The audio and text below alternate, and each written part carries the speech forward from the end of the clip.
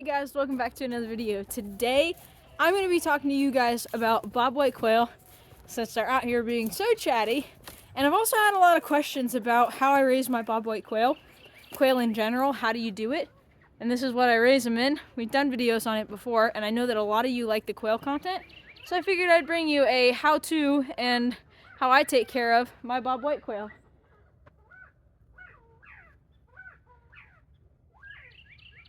You can hear them in there chatting. So let's go say hi and show you guys what all we do here with my quail. For starters, this is the pen that I raise them in.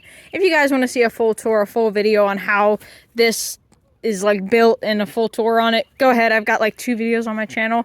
We're not going to be showing you guys that today, but we're going to be talking about spaces to keep them in, food to feed, and just all around how to care for them. Because there was a lot of questions about how do I take care of my quail and what do they like.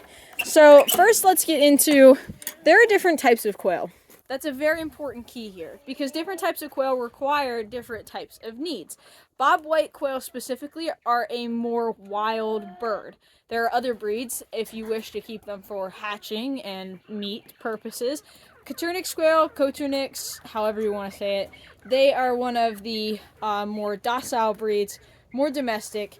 And those are birds that I definitely recommend if you want to, like, hold them, if you want to be a little bit more gentle with them. These guys are wild. Bobwhite quail are wild, and that's why I give them a wild enclosure. So there's different types of quail pens that you can make. I made an entire aviary because I do have other birds in here. These are my pigeons. But one thing that quail like most is they like to hide. They don't roost, they don't fly, they run around, and they hide under little shelters like this. So I built this out of just a bunch of sticks and bark, all that stuff. Over here they have a really cool tunnel they like to run into.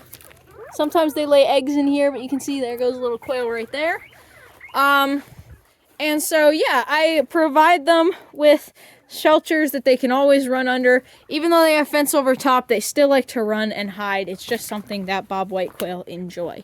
Now I do have rain protection, although they seem to stay underneath there pretty often. But I do have shelters with rain protection so they can run under it if they need to. So these are the bobwhite quail. And let's talk about ratio for a sec, because I know that a lot of people have these questions. And it's the same thing with most birds. Just like chickens, they need a solid ratio of about 1 rooster to 4 or 5 hens. And with quail, it's a little bit more. Quail need a couple different hens per cock.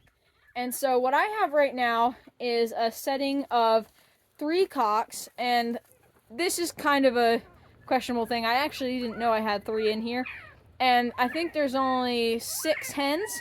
So in an ideal scenario, I would not have that, because you want to be careful with your cocks because they do get really protective over their girls. And I have seen it before where I have had to take cocks out and get rid of them because they just get too aggressive with the other cocks. So be very careful with that. Make sure your ratio is right. It's not, 1 hen per cock like pigeons is. They mate for life, all that stuff. That's not how it works here. But it's actually instead 1 cock to 5, maybe 4, 6 hens. But as it stands right now, I have a very, very difficult time keeping my bobwhites alive. They just seem to clunk over dead. So I wanted to make sure I had enough to get another batch going. So hopefully they're going to be starting to lay here pretty soon. It is spring, and you can see they're very, very eager to get into that breeding season. I see them chasing around the hens a lot. But yeah, in an ideal scenario, probably wouldn't do 3 cocks in this group just because there isn't enough hens. But my goal is to hatch out more, get more hens in here, and I would not have any more cocks. I'd just keep it with these guys. Because you got to be careful. They do get super territorial, and they will fight till the death.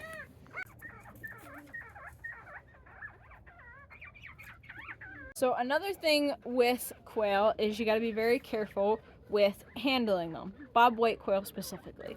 Like I said before, you can handle other different types of quail, especially if you sit with them. I think it would be possible, but as it stands for me, because these birds are so wild and they're used to a wild life, when I go and try to hold these guys, they actually freak out super fast and they have heart attacks and they die like instantly. So be very careful when you're handling them. Be careful with their surroundings, the animals that they're with, because one little scare, they could freak out and just clonk off. So be very cautious with that. But quail lay typically in the spring. I've had them lay a little bit throughout the summer, sometimes in the fall, but they don't lay all the time. They don't live very long either. I'll pop up the charts of how long they live. I think it's only 3 years max, maybe 2. They don't live very long, but while they're here, they do crank out a lot of eggs. And if you have a couple of cocks in here, they're going to be fertilized, hatch out some more. And the hatch rate is pretty successful with bobwhite quail from my experience. So that's the pen. I just use a basic water, and then over here I had to move it because the pigeons were becoming territorial, but I have their feeder. And that's the other thing, you can house different animals with quail. Chickens work well with quail. Pigeons work especially well because pigeons stay up top, they don't bother anything, and the quail stay down below. They don't get in each other's way, and it actually works out pretty well. So this is the space that I keep my quail in. They don't roost. They hide, and when they go in and they sleep at night, so I'll pop up a picture of this too, they sleep in a little circle, like a huddle, security huddle, so they can see all the way around, just in case there's any predators or anything. And another thing with quail, they lay wherever they want to. So be prepared to find a lot of nests. I just recently cleaned out that hut, that little hide, and I found a lot of really, really old rotten eggs that I didn't realize were there. And yeah, it was a pretty smelly situation. So quail will lay wherever they want, whenever they want. Just be on the lookout for a bunch of eggs somewhere. So now I want to talk to you guys about the food we feed our birds. So specifically my birds, I raise the pigeons and the quail, and they get an all flock feed mix, whereas the hens, the chickens in here, they get a layer pellet. So completely different birds, so they get different things. So what I use is a maintenance game bird from Dumore, and then I've also tried to mix in some seed, because that's one thing about these wild birds, they like seed. So I used to do the wild bird seed, and I used to do, you know, half a bag of this to a 10 to 35 pound bag of the wild bird seed. But that ended up getting a bit expensive, so I figured I'd go bulk, just make my own bird seed. So I got myself some black oil sunflower seeds, a 40-pound bag. I have underneath here some scratch grain, and we'll see how that works for these guys. For quail, they do need that bit of protein, but they also like the seed mixed in. So it's entirely up to you if you want to feed them just the protein. Game bird feed works really well for that. But make sure they have their amount of protein that they need. And also, I like to give them seeds just because it's something to mix in. And I think since they're the more wild birds, they definitely enjoy it. So let's mix up some feed. I'll show you guys how to do that. Don't really have a measurement, just fill up the bin and call it a day. So let's mix up some food. Alright, so I have my trash can here. What we're going to do is we're going to start with a base layer of Dumore 14% Game Bird Maintenance Crumble. Now, I think there is availability. You can get a pellet, because I know the crumbles come with a lot of dust, and sometimes that dust bothers people because sometimes that dust is like majority of the bag instead of, you know, the rest of it. And I do recommend when you do this mixture food, you can get a drill and get like a spinny mixer thing on it and mix all your food up. I don't have that right now, so I'm just gonna mix it by hand. But right now, like I said, I don't have measurements. Just kind of put it in parts. This is a 50-pound bag.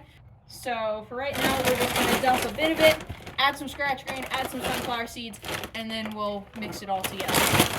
Kind of layer it.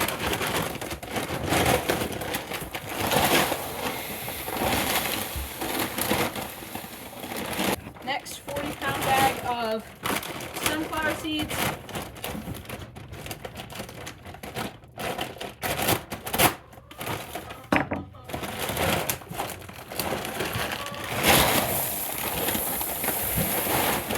I got myself a 50-pound bag of Producer's Pride scratch feed. So I cut that open and toss them in there too.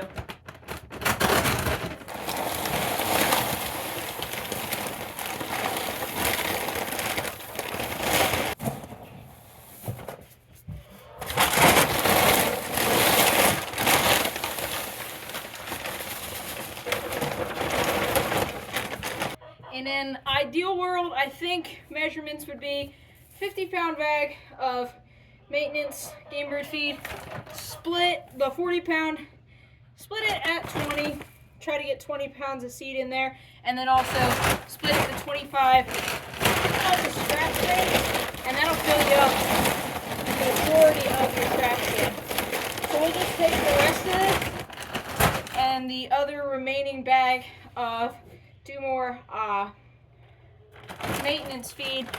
We'll just go ahead and save that for later, and we'll do it again another time. But for now, I would say that would be an accurate measurement. Right here we have our maintenance game bird, scratch feed, and sunflower seeds.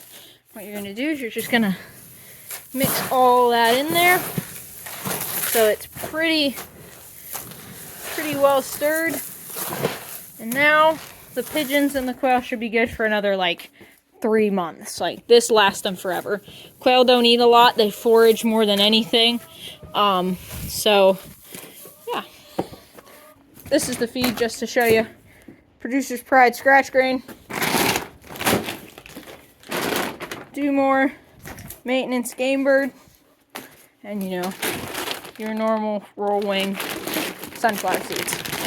You can get all of this at your local Tractor Supply at a pretty affordable price. I think it cost a lot less to get bulk bags like this versus what I was doing with the game bird seed, and that was only coming in 35-pound bags, and that only would cover about half. So right now we're hitting it with a 50-50 ratio, with a 50-pound bag and then a 55-pound of seeds. So yeah, 50-50, mix it up in there, and it turns out pretty good.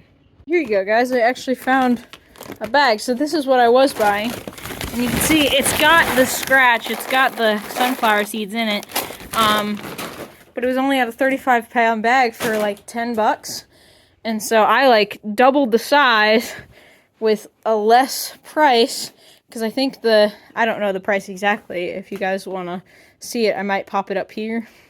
You guys can see the money I saved with kind of mixing my own food. But I will say, make your own seed, because I think it's a lot cheaper than just buying the already mixed bird seed. But I didn't know I had that in there. There's still a bit left, so we'll give that to the pigeons today. And now it's time to feed, because they are running a bit low on food. So we're just going to take some of this, get the straw out of here. Jeez.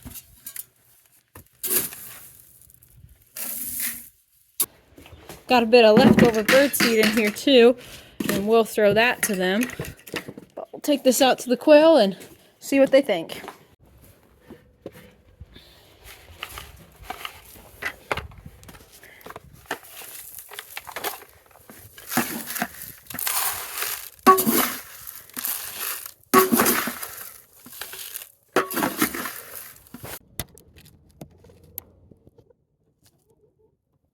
Quail are fed and taken care of, and now you guys are educated. If you guys have any questions, leave them in the comment section below, and I will make sure to get back to them.